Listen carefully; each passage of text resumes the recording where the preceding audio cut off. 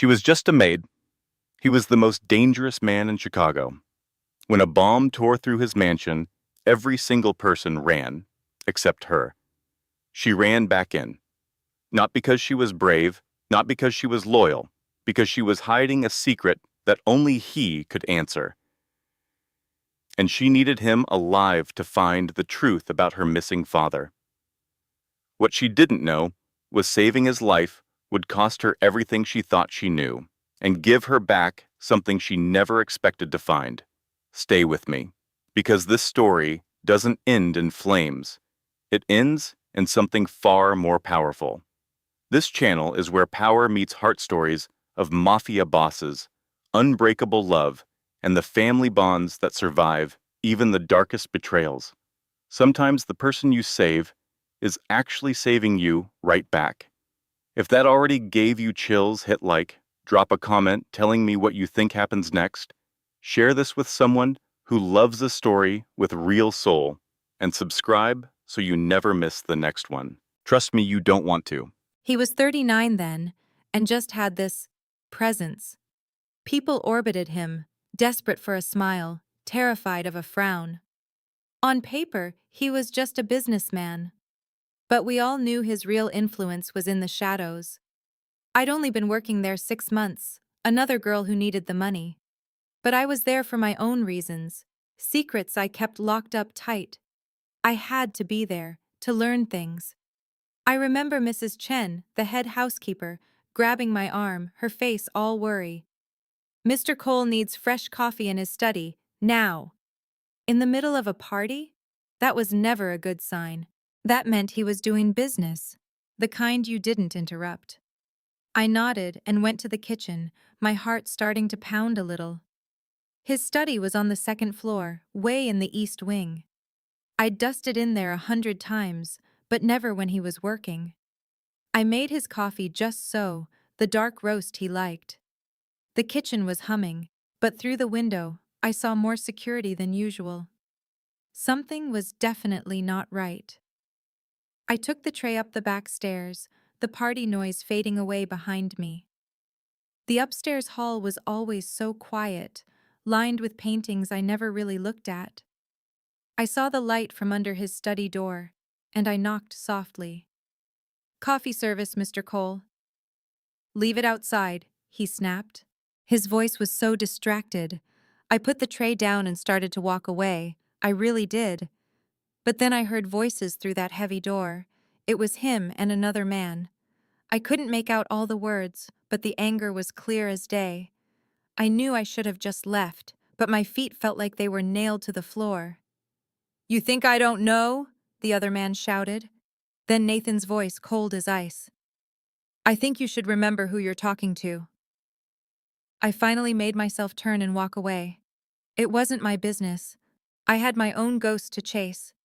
And then, just as I reached the stairs, the whole world just exploded. The blast threw me against the wall, and all I could hear was this high-pitched scream in my ears. For a second, nothing made sense. One moment, it was a quiet hallway, and the next, it was just chaos. Smoke was pouring from the study, and I saw flames climbing the wallpaper. All that expensive art was just gone. Downstairs, people were screaming, running. Every part of me, every instinct for survival, was telling me to run with them. But I didn't. I don't know why, but I stumbled back toward the study. The door was hanging by a thread, and a wave of heat hit my face. The room was a wreck, papers burning, the window gone, letting that cold wind in to feed the fire. And there he was, collapsed by the desk, Nathan Cole. "Mr. Cole," I choked out, dropping down next to him. He had a nasty cut on his head, and his eyes were glassy. The curtains went up in a whoosh, and the fire just raced across that fancy rug. I grabbed his arm and pulled, but he was dead weight. "You have to help me," I begged him. "You have to move." I could hear shouting downstairs, glass breaking. The security guys were getting people out the front, away from the explosion. They'd never think to come up here. "Please," I coughed, my lungs burning. "I can't do this alone." His eyes cleared just a little bit, looking at me without really seeing me. But some deep part of him must have known. He tried to push up, and I got my shoulder under his arm. We staggered for the door, and every single step felt like it took a year. The heat was unbearable. And the hallway, it was a furnace. The main staircase was gone, completely blocked by fire. Our way out was gone. My mind was racing. The back stairs. The servants' stairs. This way, I gasped, pulling him in the other direction. He was moving a little on his own now, leaning on me. I remember his blood dripping onto my uniform. The back staircase was dark and smoky, but it wasn't on fire yet. We went down one step at a time, my legs shaking so badly. Halfway down, we nearly fell, and I burned my hand catching us on the hot wall. Almost there, I kept saying, mostly to myself. We finally burst into the kitchen. There was less smoke, and the cold air from the open back door felt like heaven. I got him outside, onto the lawn. The backyard was pure chaos. The staff were huddled together, some crying, some just staring at the house burning against the night sky. And then the sirens started. I eased Nathan down onto the grass and just collapsed next to him, coughing until my throat felt like it was shredded. "Emily," Mrs. Chen said, her face ghostly pale. "What were you? How did you?" "He was in the study," was all I could get out. "You went back in," she said, looking at me like I was insane. And maybe I was. Then other people started showing up. His security team. A tall man named Marcus, the head of security, pushed through. He had these sharp eyes that saw everything. He knelt by Nathan, checked him over, and then he looked at me. Really looked at me. There was this flicker of something in his eyes. Surprise, maybe. "You brought him out," he said. I just nodded. "Everyone else ran," Marcus stated, not accusing, just saying a fact. "But you went back in." "I heard the blast," I tried to explain. "I was close." Nathan started to stir then, and his eyes opened. They found me right away, and even hurt and dazed. His gaze was so sharp it felt like it could cut you. He studied my face, and I felt this urge to look away. "Who are you?" he asked, his voice rough. "Emily Carter. I worked in your house, sir." "Why?" That one little word had 1,000 questions packed inside it. And in that moment, looking into the eyes of a man who trusted no one, I knew I couldn't tell him the truth. "I don't know," I said. "I just couldn't leave you there." Then the paramedics were there, and the moment was broken. Another team ran over to me, but I just waved them away. "I'm okay, really. It's just smoke. Go help the others." I remember seeing Marcus on his phone, already barking orders. The whole fire department was there, it seemed, their hoses blasting the mansion. Police cars had the whole driveway sealed off, and in the distance, you could see the news vans circling. I just sat there on the grass, shivering from the cold, my uniform completely ruined. My hands started shaking then, that delayed shock when the adrenaline wears off. What had I just done? Why? I'd gone to that house wanting answers about my past, about what happened to my family 8 years before. I wanted to understand the man who had pulled all the strings in my life. And then, in a single moment, I don't know if it was bravery or just plain madness, I saved his life. As they loaded Nathan into the ambulance, he looked right at me. Our eyes met through all that chaos, and his gaze was more intense than any fire. It asked the question so clearly, why save me? I didn't have an answer for him, not one I could say out loud. Not then. The ambulance doors slammed shut, and there I was, alone on that lawn with the wreckage of the night, knowing my entire world had just shifted. I had finally stepped out of the shadows, and I knew Nathan Cole would never forget me now. The mansion kept burning, its flames clawing at the November sky, trying to turn all those secrets to ash. But some truths, I was learning, don't burn. They just stay buried, waiting for their time to come out. And I had a feeling that time was coming much faster than I was ready for it. That hospital room was something else. It was huge and private, with furniture that looked like it belonged in a 5-star hotel, not a hospital. The windows went from the floor to the ceiling, showing off the whole Chicago skyline twinkling in the early December dark. This wasn't a place for ordinary people. This was the kind of privacy that only serious money could buy.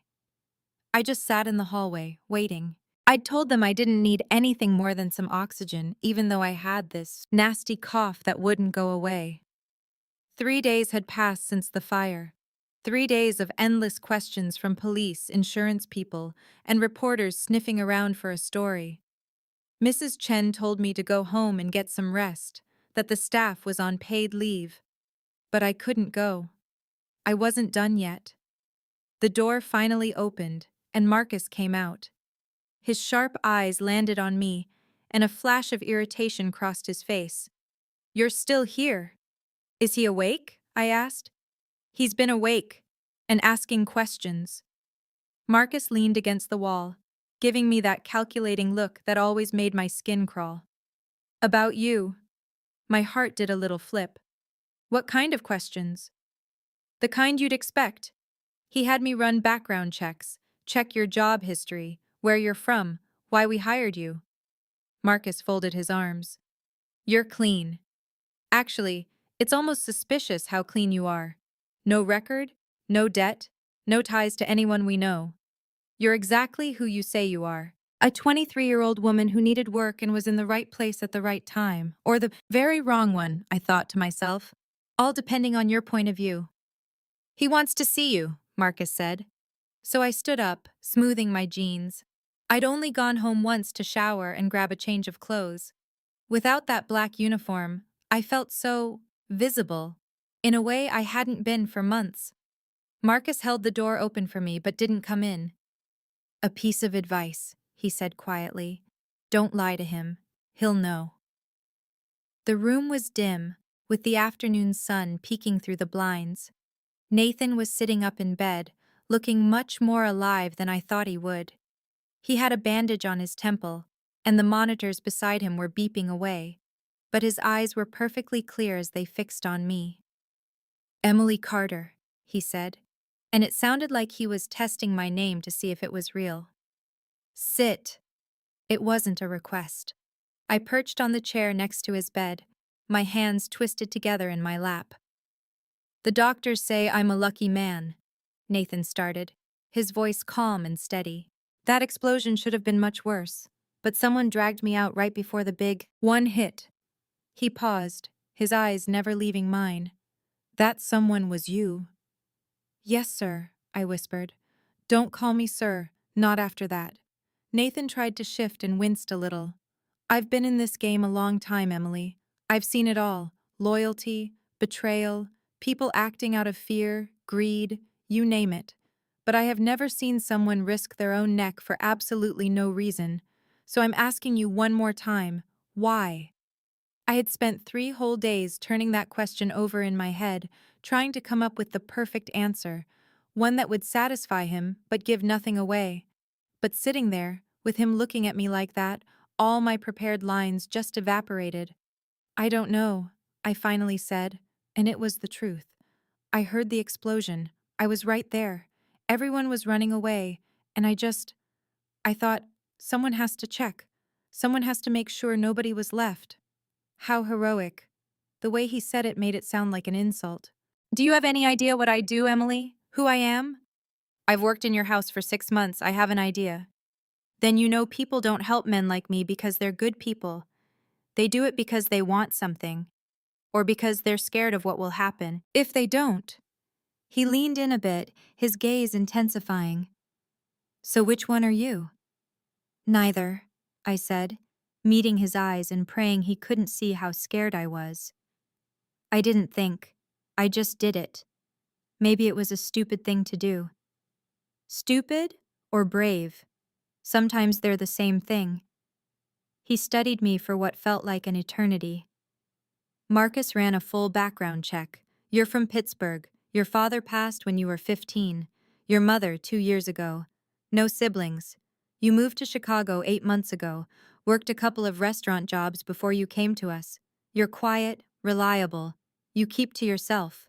He paused. "Why Chicago?" My chest felt so tight I could barely breathe. This was the dangerous part. I needed a new start.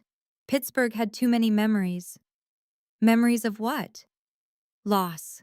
Pain. The kind of thing we all try to run from at some point. Nathan just nodded slowly, as if he bought it. But I could see him filing every single word, every hesitation away for later. Away. The police have questions about that explosion. They're pretty sure it was on purpose. Someone trying to send a message or get rid of a problem. They'll want to talk to you again. I told them everything I know, which is nothing. Because you were just a maid in the wrong place at the right time. It was funny. His expression softened just a little then, something I'd never seen before. And that's going to be your story. You saw nothing suspicious, heard nothing strange before it happened. You were bringing coffee and just reacted when the room blew up. Do you understand? You want me to lie to the police? I want you to stay alive. The people who planted that bomb, Emily, they're still out there. And now, you're tied to me. You saved my life, which means you've put a target right on your own back. His words hit me like a bucket of ice water. It's strange, but I hadn't even thought of that. I was so caught up in the fire and the hospital, I never considered what would come next. You think they'll come for me?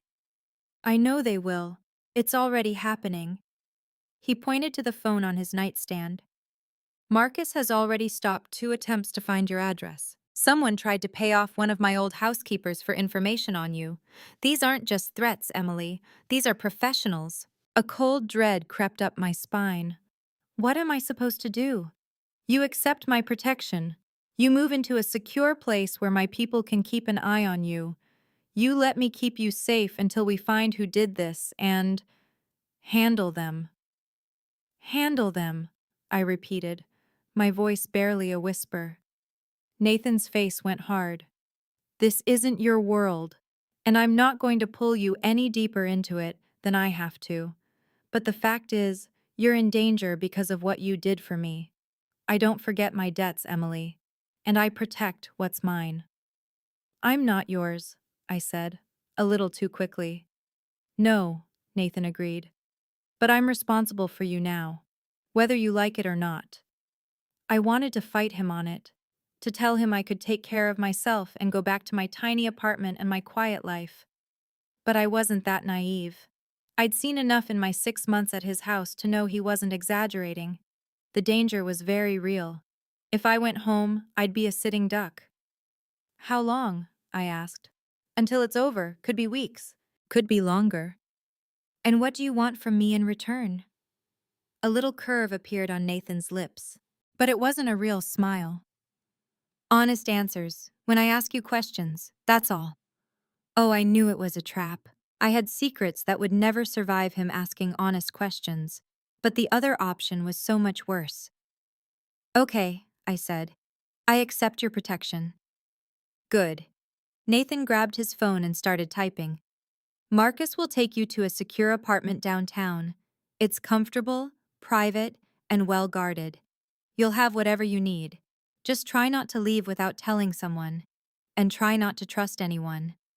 Including you? I had to ask. This time he really did smile, though it was all in his mouth, not his eyes.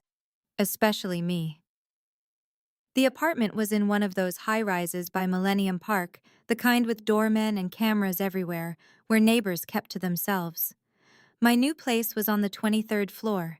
It had 2 bedrooms, a fancy modern kitchen, and a living room with a wall of windows looking out over the city. It was gorgeous, but it felt cold, like a beautiful, expensive cage. Marcus had driven me there himself, and we barely said a word for the whole 20-minute ride. He gave me a new, secure phone with only 2, a new phone with his number, and Nathan's already saved. Use this, he'd said. Don't use your old one. Don't call anyone from your past life until we tell you it's safe. My past life? Funny, isn't it? As if 8 months of my life had just vanished in a single fiery moment. I remember standing by the window of that apartment, watching the Chicago skyline twinkle as the snow began to fall, this soft, quiet blanket covering everything. I thought about all the people out there, just living their lives without this crushing weight of secrets. You see, I had gone to Chicago for one reason. 8 years before, my father was just gone. They said he'd run out on us, buried in debt. I never bought it. All those years, I chased ghosts and whispers until one name kept coming up: Nathan Cole. My dad had worked for him right before he disappeared. So I got a job in Nathan's house, determined to get close, to find something, anything. I always pictured myself confronting him someday, you know, demanding he tell me what happened. I certainly never, ever pictured myself saving his life. Then my new phone buzzed. It was a number I didn't know, but I had a pretty good idea who it was. "How's the apartment?" he asked. I just typed back, "Comfortable, thank you." He replied right away, "Get some rest. We'll talk tomorrow." I put the phone down and the sheer exhaustion of it all just washed over me. The last 3 days had been a blur. The explosion, the fire, and that crazy moment I decided to run toward the flames instead of away. Why on earth did I do that? That question followed me for a long time. I could tell myself it was just instinct or some basic human decency. But I think, even then, I knew it was more complicated. I'd saved Nathan Cole because I needed him alive. I needed the answers only he had. And right then, tucked away in that beautiful apartment he'd put me in, I was closer than ever. But I wondered what it was going to cost me. Lying there in that strange bed, watching the snow, I had this terrible feeling I'd made a huge mistake. I'd come there thinking I could keep my distance, stay in control while I searched for clues, but all that distance had just burned away. I was tangled up in his life in a way I never saw coming. And the scariest part? A little piece of me wasn't so sure I wanted to get out anymore. I finally fell asleep, but my dreams were all smoke and fire, and a pair of eyes that saw far too much. When I woke up, the sun was just starting to paint the sky over the city. It was a new day, and a whole new life it seemed. My phone showed 3 missed calls from Marcus, and a text from Nathan. "Breakfast meeting, 9 a.m., be ready." I showered and picked out my clothes so carefully, trying to look professional, but not like I was trying too hard. When I walked into the living room, Marcus was already there, looking impatient with a coffee in his hand. "Mr. Cole wants to meet at his temporary office. We leave in 10 minutes. "Temporary office?" I asked. "The mansion is an active investigation scene. He's set up somewhere else for now." He handed me a coffee, black. I didn't usually drink it black, but I took it. "He has questions," Marcus said. "Be ready."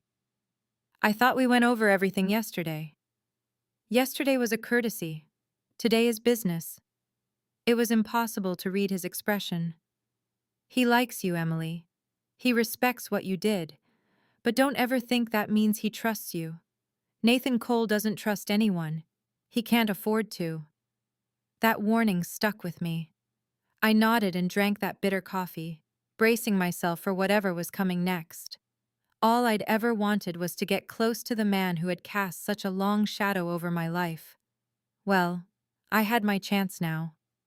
But as the elevator slid down toward the lobby that winter morning, I couldn't help but feel I was sinking deeper into a world I'd never understand, toward answers that might just tear apart everything I thought I knew. I was going to find out the truth. I had saved his life for it. Now I just had to hope I could live with it.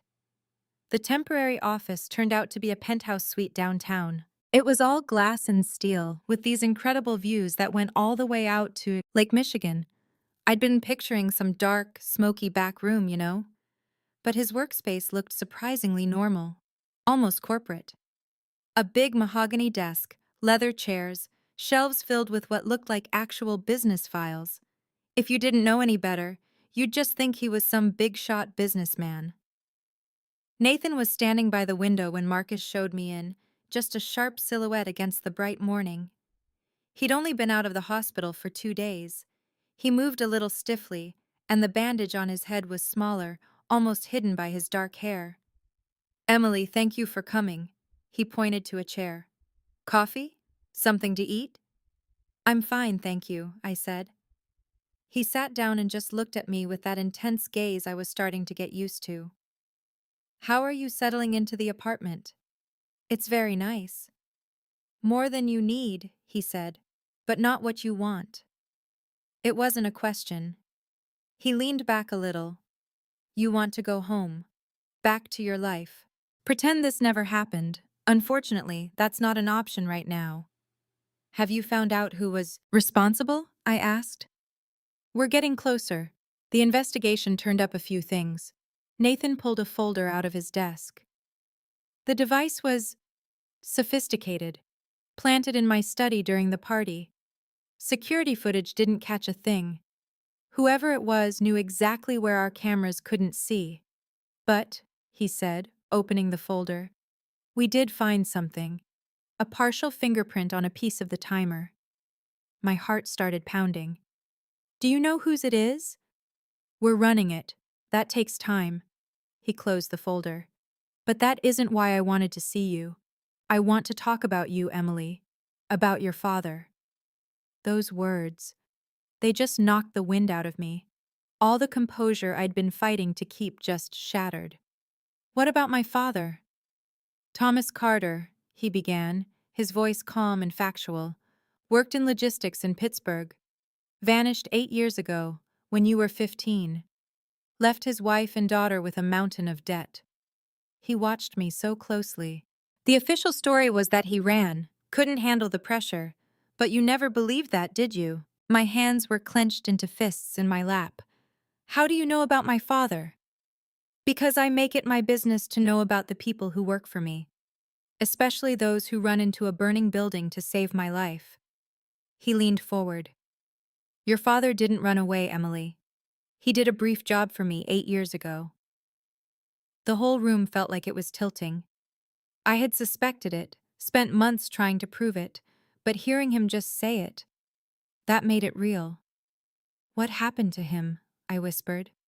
He was part of a transport job that went bad, very bad. People got hurt. A lot of money was lost. And your father was responsible. We never knew if it was a mistake or if he did it on purpose. He paused for a moment. He disappeared before we could get any real answers from him. You're lying, I said, my voice trembling. My father wasn't incompetent, and he would never just run. I'm telling you what I know, what my entire organization believed. His face gave nothing away. But you don't believe it either, do you? That's why you came to Chicago. That's why you took a job in my house. You were looking for answers. I shot up from my chair so fast it scraped the floor. You knew. This entire time you knew who I was. I didn't know until after the fire. Marcus's background check was good, but the link to your father, that took more work. The name Carter is common. But once I knew to look, it all fell into place. He stood up too, and came around the desk. Sit down, Emily, please. We have to talk about this. Why should I believe a word you say? You're the reason he's gone. The reason my mother struggled for years, and died wondering what she ever did to make her husband leave her. You have every right to be angry, he said, his voice softer now. But I am not your enemy in this. I didn't make your father disappear, Emily. I wanted answers just as much as you do. I just stood there, shaking with 8 years of rage and grief I'd kept bottled up. What really happened? I asked. He let out this long sigh, a sound that seemed to carry so much weight. Your father was... He was moving cargo for him. It was all above board, or so Nathan said, but his associates weren't. The whole shipment got ambushed, not by the law, but by his rivals. 3 of his people were injured in the fight, a $2 million loss. Your grandfather was the driver, but he had vanished by the time they found the abandoned truck.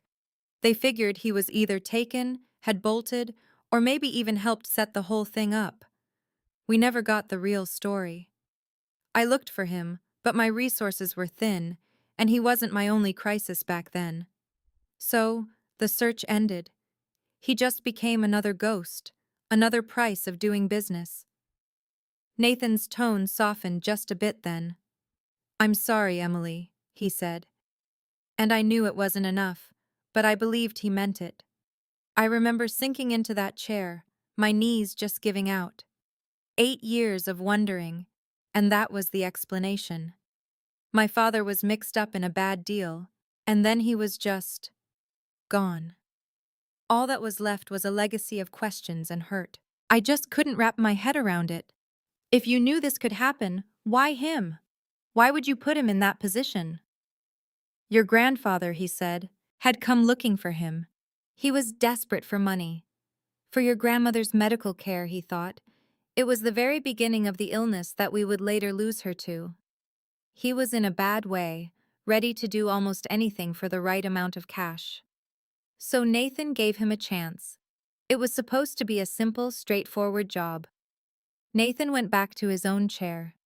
He told me he'd replayed that night in his head countless times, wondering what he could have done differently, what little detail he might have overlooked. I asked him if he really expected me to believe he felt bad about it. He said he just wanted me to believe he was human enough to know his choices had real-world effects. Your grandfather's vanishing act, your grandmother's pain, my entire life being thrown off course. Yes, he said. He carried all of it. That confession just sort of hung there in the silence. I looked at him, trying to find a lie, some angle he was playing, but all I saw was a tired, honest man. It didn't make my anger disappear, but it made it messier. So why tell me all this now? I asked. Because you saved my life, he said. Because you deserve to know. And then he paused, which was rare for him. And because I think your father's disappearance and what happened at my house might be related. I think my heart stopped for a second. What? How? The fingerprint they'd found on the bomb's timer. They got a positive ID that morning. Nathan slid another file across the big desk. It belonged to a man named David Chen. He'd been on Nathan's payroll 8 years ago. He was part of that same transport team the night your grandfather went missing. I just stared at the paperwork. It was a personnel file, a photo of some middle-aged Asian man looking serious and completely ordinary. I don't get it. Why come after you all these years later? Because, Nathan said, he holds me responsible for that night. 3 people got hurt in that attack, and David's brother was one of them. The man lived, but he was left permanently disabled. David quit not long after and just fell off the grid into the criminal world. We'd get whispers now and then that he was freelancing for rival outfits, but it was never anything solid. And now he wants you out of the picture. It certainly looks that way, but there's another layer to it, Nathan said, leaning in. David Chen was the last person who saw your father alive. He was right there in the truck when it was left behind. If there was anyone on Earth who knew what happened, it was him. It felt like a bolt of lightning had hit the room. After 8 long years of nothing, I was suddenly just one person away from the truth. Where is he? I asked. We're on it. David's good at staying invisible, but this explosion was sloppy, almost arrogant. He made mistakes we can use. Nathan's face hardened. When we find him, you'll get your answers, Emily. I give you my word. I had to ask him, why would you do that for me? Because you saved my life, he said again. And because I have a hand in how all this started, and, he stopped for a moment, picking his words so carefully, because I know what it's like to live without closure, to let the past eat you alive until it's all you are. For the first time, I think I really saw Nathan Cole, not as this powerful crime boss I'd tricked my way into working for, but as just a man with his own ghosts. There was a weariness in his eyes, a kind of old sorrow that felt a lot like my own. What happened to you? I asked, my voice barely a whisper. That's a tale for another day, he said, getting up and moving to the window. It had started snowing again, blanketing the city in a fresh coat of white. Right now, our job is finding David Chen and getting you the truth you've earned. But Emily, you have to be ready for what that truth might be. Your father could have been a victim, or he could have been part of the problem. Are you prepared for either one? I joined him by the window, watching the snowflakes dance between the tall buildings. I've spent 8 years running through every possibility in my head. Whatever it is, I have to know.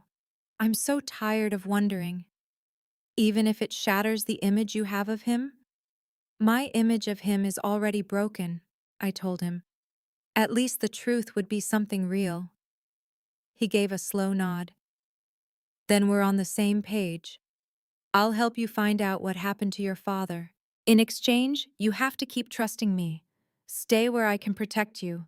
And let me handle what needs to be done to ensure your safety. What's necessary? I asked. What does that mean?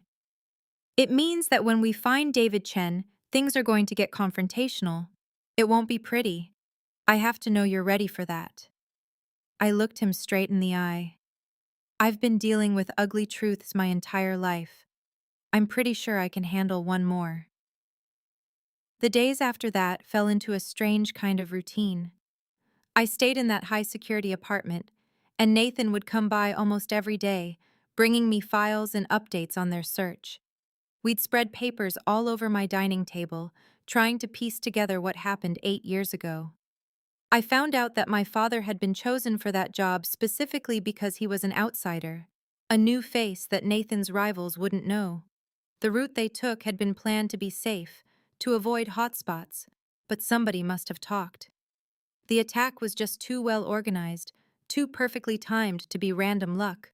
David Chen was in the truck when they were attacked, Nathan told me one night, pointing at a city map. He managed to slip away in all the chaos. He claimed your father panicked and just ran off in the other direction. By the time David was clear and could call for backup, your grandfather was just gone. The truck was there, but it was empty. No body, no blood, not even a sign of a fight. Just gone. David could be lying, I said. He could have done something to my father and used the ambush as a cover. It's possible, Nathan admitted, which is why we have to find him and ask him a few things directly. Just then his phone buzzed.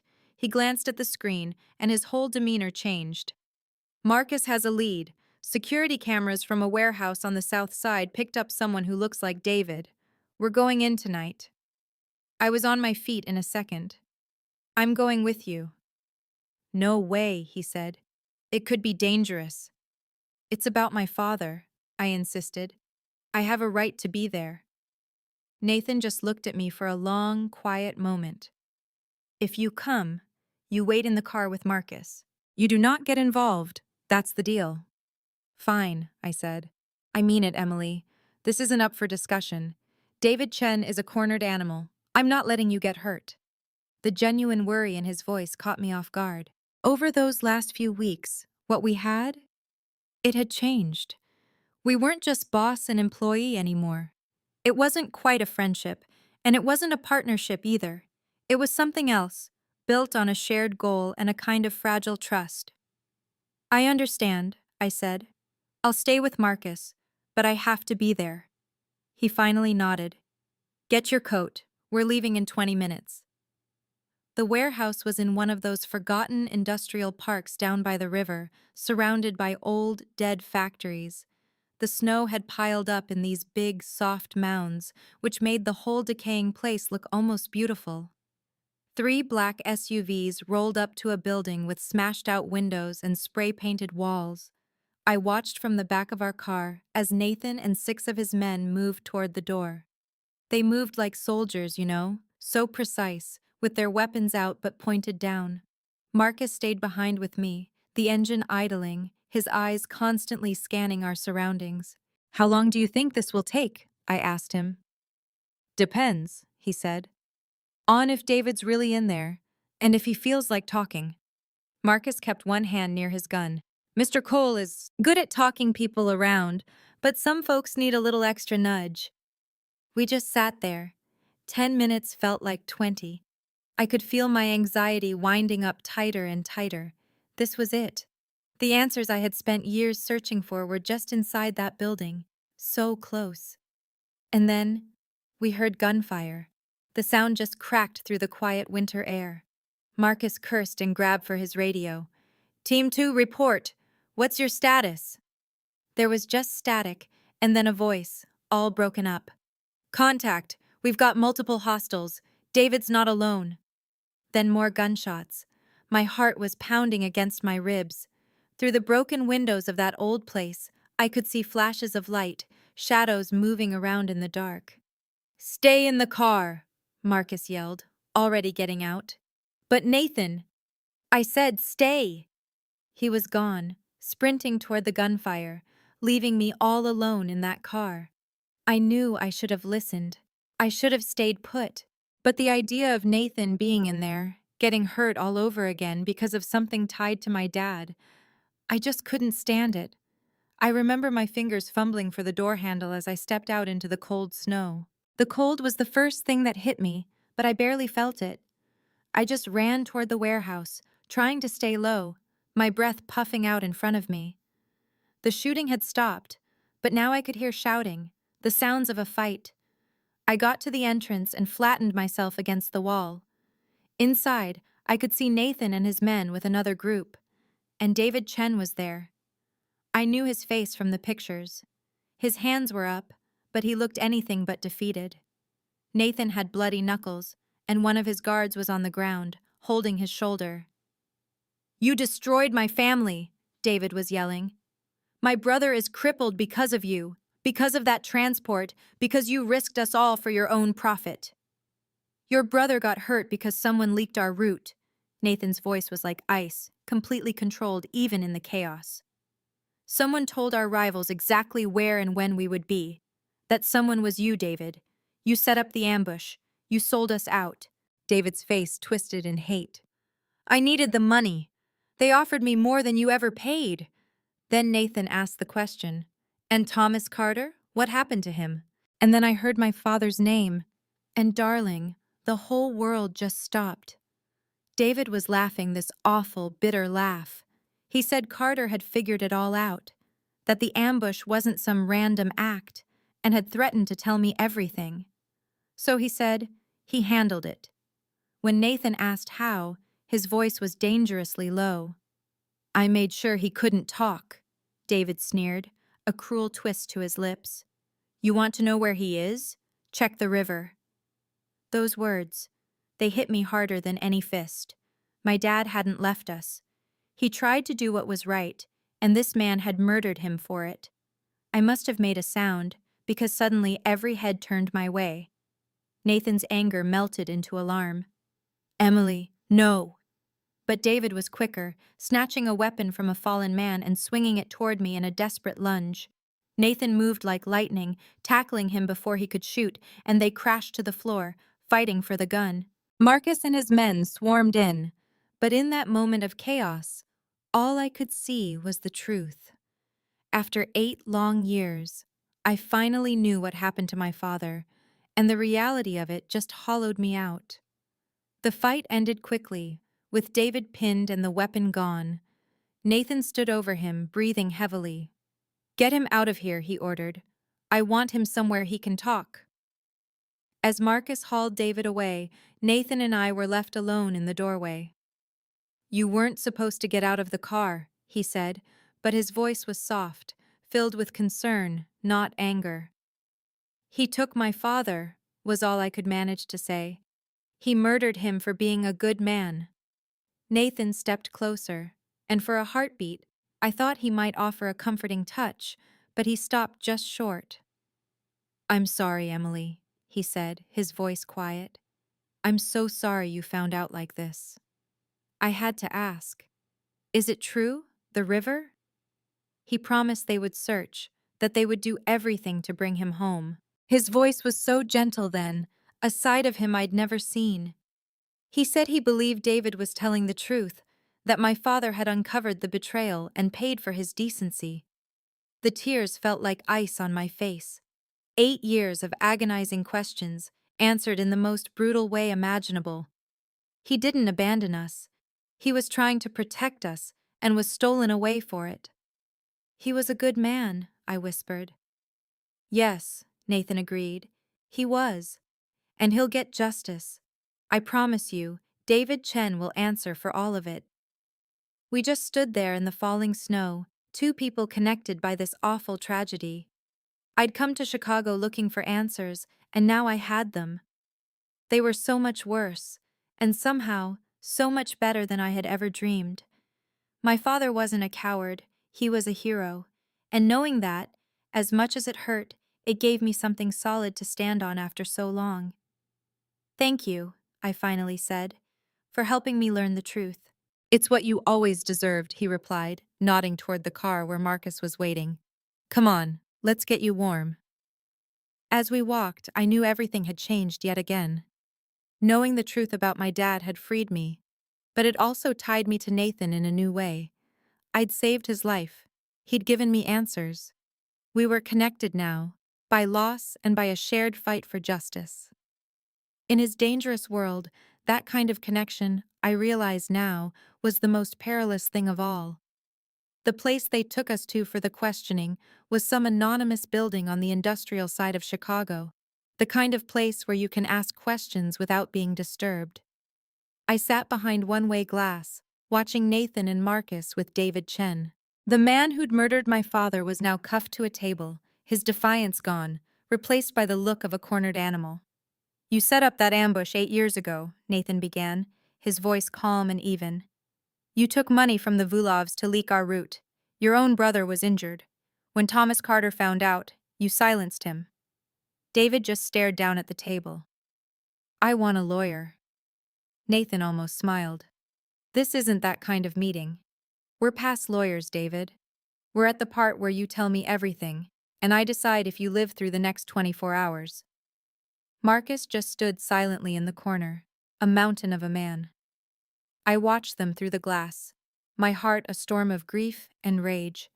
And something else, too, a hunger for what was right. The line between justice and vengeance felt very thin right then. The explosion at your home, Nathan went on. That was you. Why now, after 8 years? David's jaw tightened. Because you owe a debt. My brother paid the price for your business, he spat, and you just moved on like he meant nothing. So you decided to kill me and make it look like a rival did it. I decided you should know how it feels, David said, his eyes filled with a bitter poison. To lose everything in a second, but that girl, the maid, she ruined it. If she hadn't pulled you out, you'd be gone. My hands balled into fists. It was the strangest feeling, realizing that I, the daughter of the man he'd murdered, had been the one to unravel his entire plan. Who else was involved? Nathan's voice turned to ice. That explosive was sophisticated. You didn't build it alone. Who was your helper? David insisted he'd worked by himself. Wrong answer, Nathan said, leaning back. We found messages on your phone, David. We know you've been talking to someone. Someone inside my organization, Nathan continued. Someone who gave you access to the mansion, told you where the security gaps were. I saw the color drain from David's face. I don't know what you're talking about, he stammered. Let me help you remember, Nathan said, sliding a tablet across the table. These messages, sent over the last 6 months, they detail the planning, the timing, everything. You had help from someone very close to me, David. Now you're going to tell me who. The silence in that room was deafening. I pressed closer to the glass, my heart hammering. A traitor on the inside. It explained so much. But who? Who would betray Nathan like that? If I tell you, David said, his voice barely a whisper, I want protection, a new life, far from here. You're not in a position to make demands. Then I'm not talking, David bluffed, trying to find some scrap of control. You need to know who it is. Nathan just watched him for a long moment. Then, without a word, he stood up and walked out of the room. A few seconds later, the door to my observation room opened, and he was there. He's going to make us work for it, Nathan said, the frustration clear in his voice. But he'll talk. They always do. I had to ask. Who could it be? Who has that kind of access? That's the question keeping me up at night, he admitted, staring out the window. My circle is small. Marcus, I'd trust with my life. My financial manager, Rebecca, has been with me for 12 years. My lawyer, James. And then there's... He stopped, and his whole expression darkened. Who? I asked. Richard Kane, he said. He manages my legitimate businesses, but he has ties everywhere. He was at the mansion that night. Nathan immediately pulled out his phone. Marcus, run a deep background on Richard Kane. Finances, communications, travel, the works. Everything, he repeated. Marcus's voice crackled through the phone, asking what they were looking for. Anything, Nathan said, that links him to David Chen or the Volkoffs. I watched the weight of this new betrayal settle on his shoulders. You trusted them, I said softly. Trust is a funny thing in my world, he told me. You learn to trust people for specific jobs, not with your whole life. But even when a small piece of trust is broken, it does damage. He turned back to me. You should go. This is going to take a while. But I shook my head. I want to stay. He took my father from me. I deserve to be here when it all comes out. My voice was stronger than I felt. He looked at me for a long moment, and I saw something like respect in his eyes. All right, he said. But you stay in this room, no matter what happens in there, understood? I nodded. It was 3 hours later when Marcus came back with a folder that changed absolutely everything. I remember Marcus laying out all the proof on the table. Richard had pulled out $500,000 in cash that year. He did it in small amounts, see, so it wouldn't raise any flags. He'd also flown to Pittsburgh 3 times, for no reason I knew of. And of course, that's where David was hiding. I looked at those papers, and it all hit me. Richard had been helping him plan my end for 8 years. 8 years he'd worked for me, smiling to my face. It all came down to family, as it so often does. His sister, it turned out, was marrying David Chen's nephew. A quiet little family tie we never saw. Marcus asked if we should bring him in, but I knew we weren't done yet. I turned to Emily. David needed help inside the mansion, and Richard wasn't there that night. Someone had to have let him in. And bless her, she remembered a small, strange detail. Mrs. Chen, our head housekeeper, had insisted Emily bring coffee to my study right then. Looking back, her urgency was the tell. We checked her file, and there it was. Mrs. Chen was David's cousin, a connection we'd seen years ago and thought nothing of. She'd been with us for more than 10 years. And just like that, the whole picture became clear. She could have walked David right through the front door, showed him exactly where to go. She knew my schedule perfectly, and she sent Emily up there as a witness. It was the coldest thing of all. She needed someone innocent to place me in that room when it happened. She used Emily, never once thinking she might get hurt. That kind of betrayal is a hard pill to swallow. I realized she was just a pawn in his revenge. Where is she? I asked Marcus. He said she was on leave at her apartment. I told him to pick her up quietly. I wanted them in separate rooms, with no chance to get their stories straight. I told him to find Richard Kane too. Use any reason you need, just get him here. After Marcus left, it was just Emily and me, trying to wrap our heads around it all. 3 people, she whispered. They almost won. But they would have, I told her, if it wasn't for her. That's the part that I could never shake, you see. If she had just run away like any other sane person, David's plan would have gone off without a hitch. I'd be a memory. Why didn't you run? I asked her. It was a question that had been eating at me for weeks. At first, I thought it was just dumb luck. Then for a while, I suspected she had her own reasons. But after learning everything, especially about her father, I knew the truth. In that moment of chaos, she didn't see a rich boss. She just saw a person who needed saving.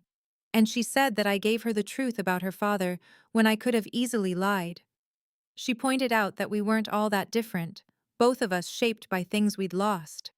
I never expected to find a kindred spirit in all that mess. Just then, Marcus called. Mrs. Chen was in custody, already asking for a lawyer. Richard was on his way. As I got up to leave, I told Emily she should stay put.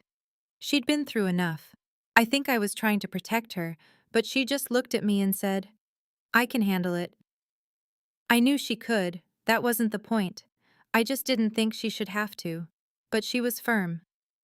This is my choice, she said, and she stayed. The talk with Mrs. Chen was over fast. Once she knew we had it all, she broke. She admitted everything, sobbing that David promised no one else would get hurt. She said he deserved it, for his brother, and for Thomas Carter, Emily's father. That's when my blood ran cold. System before Nathan could say a word. I remember Mrs. Chen looking right at that one-way glass, almost like she could see me there. It was a strange feeling. At the time, I understood that Thomas had found out David was a traitor. I knew David did what he did to save himself. I couldn't approve, but a part of me got it. It's about protecting your own, even when they're wrong, even when others get hurt. It's a hard lesson, honey. Sometimes there aren't any good choices, just the ones you have to make. Nathan cut the session short. He looked so grim. 30 minutes later, Richard Kane was there. That man, a lawyer turned betrayer, was so defiant until he saw the proof. Then he just crumbled. He told us David Chen had come to him 2 years before. He admitted he knew who I was through his nephew and what Nathan had supposedly done. He said he was just trying to help, to get some kind of justice. He thought he was doing the right thing. The right thing, Nathan told him, would have been coming to me. Nathan's voice was ice. Instead, he said, "You chose betrayal, plotting, and trying to kill someone. You helped hide a bomb that could have hurt so many people at that party." "I didn't know," Richard stammered. "David said it would be small, just for you."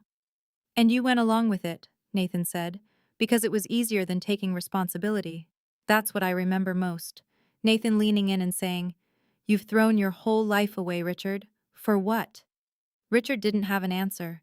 By the time they had all been questioned, it was dark outside. I was just standing there by the window, watching the snow fall.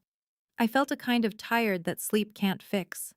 Nathan just appeared next to me, holding 2 cups of coffee. He handed one to me without a word. "It's done," I said, more to myself than to him. "You have them all. The danger is gone." "Yes," he said. "Now for the hard part, figuring out what to do with them." He took a sip of his coffee. He told me that in his world, there were certain ways of handling betrayal, ways that made sure a problem never came back. It sent a shiver down my spine, and it wasn't from the cold. "And what will you do?" I asked him. He told me it depended on what I needed from it all. David took my father from me. Mrs. Chen and Richard helped him, and they almost let him take my life too. "I had a right to decide," he said. He was asking me if I wanted them. Well, you know. I couldn't even say the word. But he said, "I'm asking what justice looks like to you. What will give you peace?" He put his coffee down and looked right at me. He admitted he wasn't offering them mercy because it was the right thing to do. He was offering it because of me, because what I thought and what I needed had started to matter to him. He just looked at me and said, "So tell me what you want." A whirlwind of feelings. I thought about my dad, all those years of not knowing, and I thought about Mrs. Chen's tears and Richard's excuses.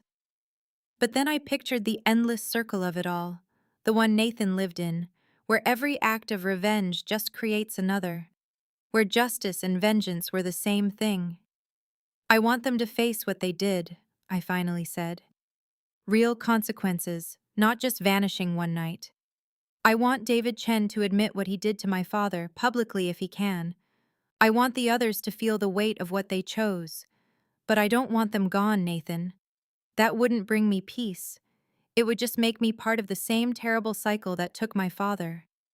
He was quiet for a long time after that. "You're asking me to show mercy," he said. "I'm asking you to choose another way," I told him. "For me, yes. But for you, too." I met his gaze. I reminded him that he knew what it was like to live with a past that eats you alive. Maybe this was his chance to break that pattern. He said if he showed mercy, people might see it as weakness. Others might think they could get away with betraying him. Or, I said, trying to sound braver than I felt, they might see it as strength, the kind of confidence that doesn't need to follow the same old bloody rules. I told him how much he'd already changed my life, giving me answers and keeping me safe when he didn't have to. "Maybe it's time to change your own life too," I said. He turned and looked out the window at the snow piling up. I just waited, holding my breath. I knew his answer would decide more than just the fate of 3 people. It would decide everything about us. "All right," he finally said, his voice quiet. "We'll do it your way." He promised they'd be handed over to the police, with all the evidence they needed for a real trial. They would face justice in a courtroom, not in some dark alley. "Thank you," I whispered. "Don't thank me yet," he said. "This is going to make things much more complicated. Investigations, trials, news reports. My entire organization is going to be under a microscope," he said. "Some parts of my business will have to adapt, or just end." I remember looking at him and asking, "Is that really such a bad thing?"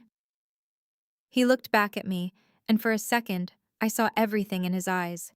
He was hopeful and scared, all at once. "I don't know," he admitted. "Change is never easy in my world. But maybe you're right. Maybe it's time." Just then, Marcus came in, his face impossible to read.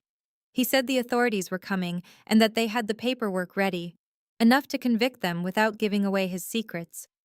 David, his mother, and Richard would be charged with conspiracy and attempted murder.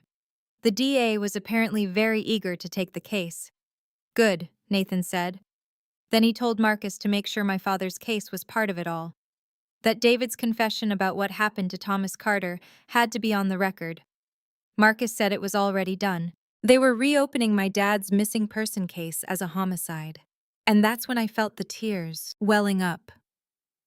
After 8 long years, my father's story would finally be taken seriously. We might never have a grave to visit, but we would have the truth, written down in an official file for everyone to see. "What about you?" Marcus asked Nathan. "If this goes to trial, you'll have to testify. They'll dig into your businesses. Are you ready for that?" "I'll manage," Nathan said. "It's time to clean house anyway. Separate the clean from the not so clean." "It wouldn't be easy," he said, but then he glanced over at me. "Maybe it's necessary." After Marcus left, we just stood there together, looking through the glass at David Chen, slumped in his chair, defeated. "My father tried to do the right thing," I said softly. "It cost him everything, but he tried.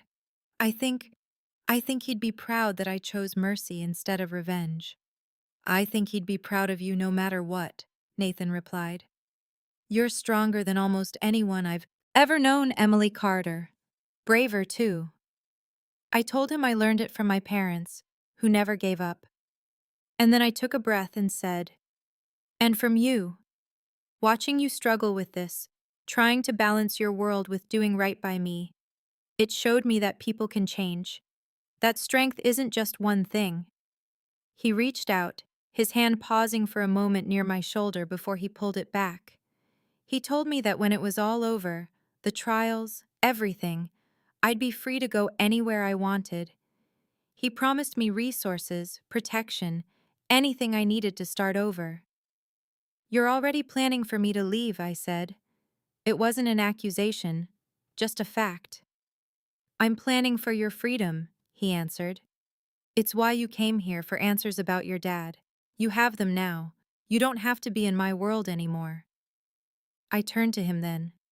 "But what if I want to stay? Not because I need you to protect me, or because I'm still searching for something, but just because I choose to."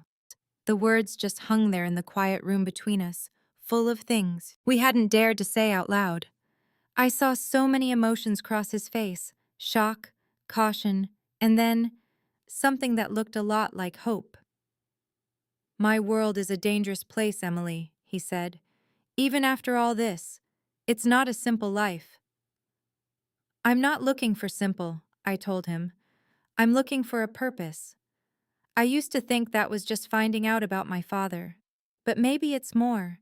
Maybe it's about finding out who I am now that I have the answers." He looked at me for a long time, as if he was trying to see right into my soul. "If you stay," he said slowly, "things between us, they can't be the same. You wouldn't be my employee. You wouldn't be someone I'm just obligated to protect. If you stay, it has to be as my equal, as someone who knows exactly what this life is and chooses it anyway. I understand, I said. Do you? He asked, his voice serious. Because once you make this choice, there's no going back to being invisible.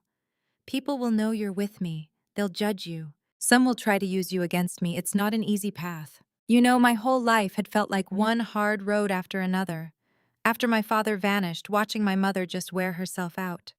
Spending 8 years chasing a truth no one else seemed to care about.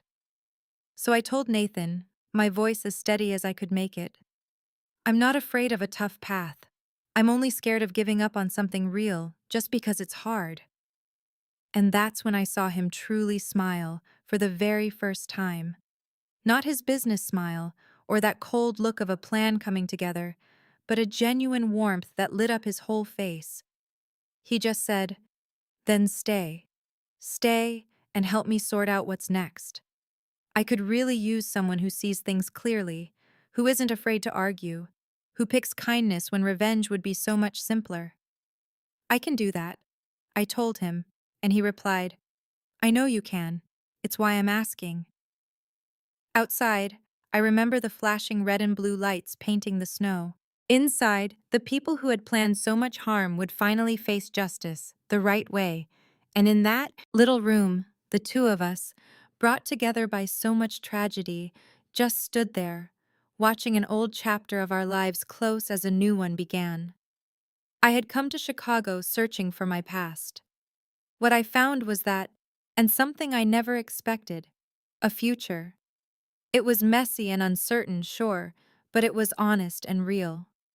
As Nathan went to speak with the authorities, I got ready to give my own statement.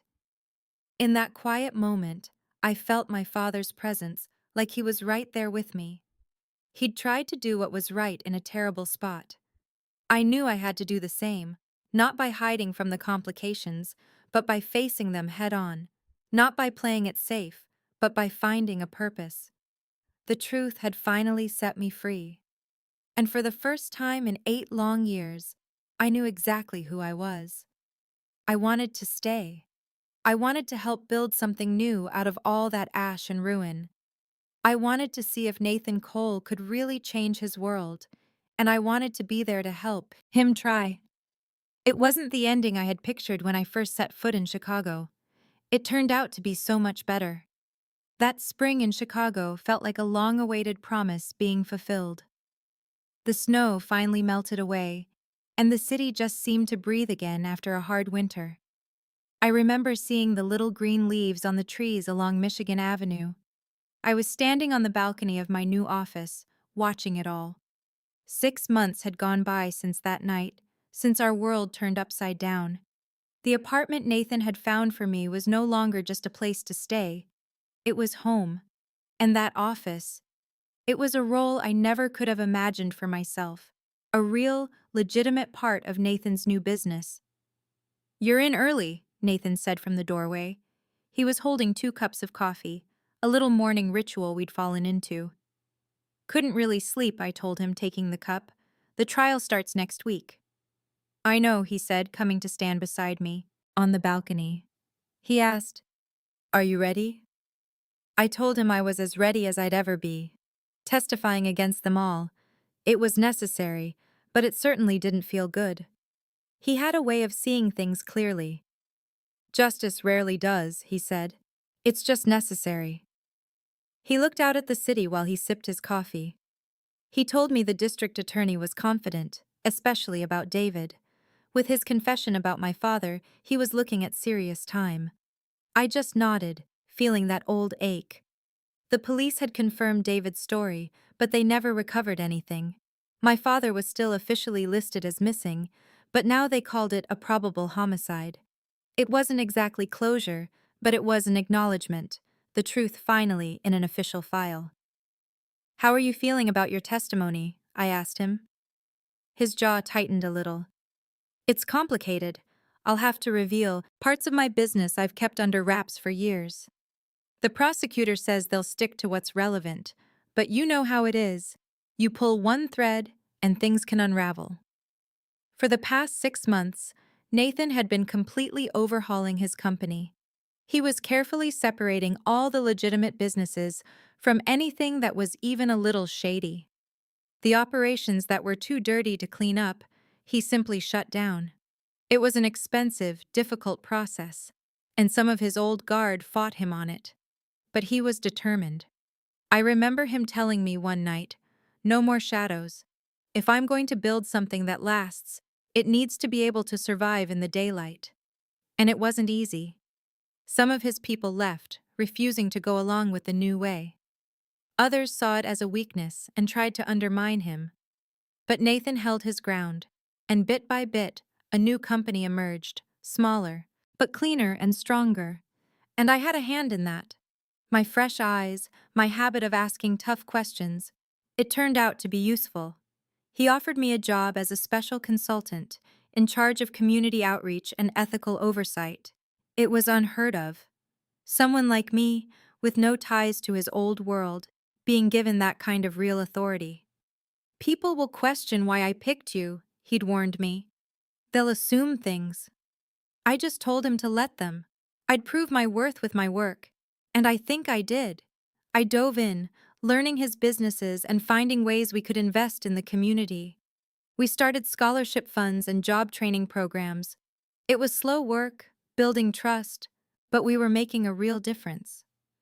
"I have something for you," Nathan said, that morning, taking an envelope from his coat pocket. It came today. I opened it so carefully. It was a letter from the Chicago police. My breath caught in my throat as I read it. The letter said that because of the new evidence, they had officially reclassified my father's case. It said he was now considered the victim of a crime, not just a man who disappeared. They said his case would remain an active investigation. My eyes filled with tears. They finally acknowledged him. After all this time, they saw what truly happened. Nathan put a hand on my shoulder. "Your father tried to do the right thing," he said softly. "Now that's on the record. His integrity is official." I thought of my mom, who never for a second stopped believing in him. She passed away thinking everyone else saw him as a coward who left us. I just wished she could have known. Nathan's voice was so gentle. Maybe she did know. In the ways that matter, she knew the man she married. He said I'd honored them both by never giving up on the truth. We just stood there for a moment in the quiet, the sun warming our faces, listening to the city start its day. I folded the letter and looked at him. "I've been thinking about something. I want to start a foundation in my father's name, for families whose loved ones have gone missing because of organized crime, to give them support, help with investigations." I knew it was a big dream, but I told him, "I have resources now, I have your support, and your connections, and I know how to deal with a system that often fails people." I turned to him then and asked, "Will you help me?" He didn't even hesitate. "Of course." He started brainstorming right there, about the legal work, the funding, the board. He had this thoughtful look on his face. "The Thomas Carter Foundation," he said. "That has a nice ring to it. He tried to do the right thing and paid for it with his life. The least I can do is help his name stand for something good." He looked at me then. "He'd be so proud of you, Emily. Not just for this, but for how you've handled all of it, how you chose to build something new instead of letting the anger eat you up." I smiled. "I had good teachers," I said. "My father, who chose integrity. My mother, who chose to keep going. And you," I met his eyes, "who chose to change, even when it was the hardest thing to do." He got that warm look in his eyes that I'd come to know so well. "I had a good reason," he said. "Someone showed me there are different kinds of strength, that forgiveness isn't the same as weakness." Our relationship became something I never could have planned for. It wasn't romance. The history between us was far too complicated for that. It was something deeper. We were partners, bound by everything we had survived. I remember Marcus interrupting us one afternoon to talk about lawyers and meetings. Emily just smiled and said she was still getting used to having a real job. I told her to go to her meeting and we'd have dinner at Luigi's later. My treat. It felt so wonderfully normal. After she left, I thought about how much had changed in just 6 months. The explosion should have been the end of my story, but instead, it was a new beginning. Emily Carter, the young woman who ran toward the fire, had changed everything for me. The trial was going to be hard. A lot of my past dealings were going to come out into the open. The old me would have fought back with threats and intimidation. But now, I was going to walk in there with nothing but the truth. It was terrifying, and it was liberating. A week later, it all began. On the stand, she told her story so calmly. The fire, running back for me, and everything that came after. Their lawyers tried to twist her words, but she never wavered. I saved Nathan Cole because he needed saving, she said. I stayed because I chose to. The next day, it was my turn. I admitted I'd made choices I wasn't proud of. But I also told them I was trying to build something better. The trial took 3 weeks. In the end, they were all found guilty. David Chen got 25 years, Mrs. Chen got 12, and Richard Kane got his due as well. It was over. Had worked with the prosecutors, got 8 years. You know, I never felt a bit of satisfaction watching them get their sentences, just a deep, hollow sadness for all the waste. My father's life, all those years of hurt, that whole cycle of revenge that almost took Nathan too. But then, it was done. It was finally, truly, all in the past. That summer settled over Chicago, all warm and filled with long golden days. We officially launched the Thomas Carter Foundation with a big ceremony. I remember looking out at all the families, advocates, and city officials who came. I saw people who understood my story because they were living their own version of it. I started by saying, "My father vanished 8 years ago." For most of that time, he was just seen as a man who chose to leave. But he didn't choose. He was taken from us for trying to do the right thing. This foundation is here to make sure other families never have to fight that battle alone, for the truth, for justice, or just to have their loved one's life mean something. The applause felt so warm. Nathan was standing in the back, and the look on his face, it was pure pride. Marcus was right there beside him, giving this little approving nod. I see it so clearly now. That was what true change looked like. You don't erase the past, you build something worthwhile from the rubble. After it was all over, Nathan and I went for a walk along the lakefront, just soaking in that beautiful summer evening. I remember the sailboats on the water and the sound of kids laughing in the park. "You did a wonderful job today," he told me. "Your father would have been so incredibly proud." "I hope so," I said. "I just hope that wherever he is, he knows I found the truth, that I never gave up on him." "He knows," Nathan said softly. "And your mother knows too. They're both proud of the woman you are." I stopped walking then and just stared out at the water, which was painted gold and orange by the setting sun. "Do you ever think about that night?" I asked him.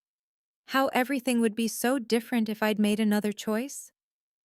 "Every single day. If you had run, I'd almost certainly be gone. David's whole plan would have worked. You'd never have known about your father." And then he paused. "And I never would have gotten the chance to become someone different from the man I was." I had to ask, "Do you regret any of it? All the changes, leaving the old life behind?" "Sometimes it's harder," he admitted. "It's definitely not as profitable and a whole lot more complicated. But regret? No." Nathan met my gaze. "You showed me that there are other kinds of strength, other ways to define success. I'm building something now that I can be proud of, something that doesn't make me look over my shoulder for betrayal. That's worth more than all the money and power I ever had." "So what happens now?" I wondered aloud. "After the trial, the foundation, all of it, what's next for us?" Nathan just smiled.